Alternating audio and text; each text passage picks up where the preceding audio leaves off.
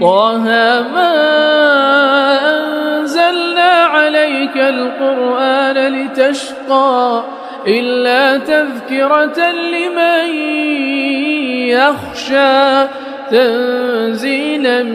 ممن خلق الأرض والسماوات العلى الرحمن على العرش استوى له ما في السماوات وما في الأرض وما بينهما وما تحت الثرى وإن تجهر بالقول فإنه يعلم السر وأخفى الله لا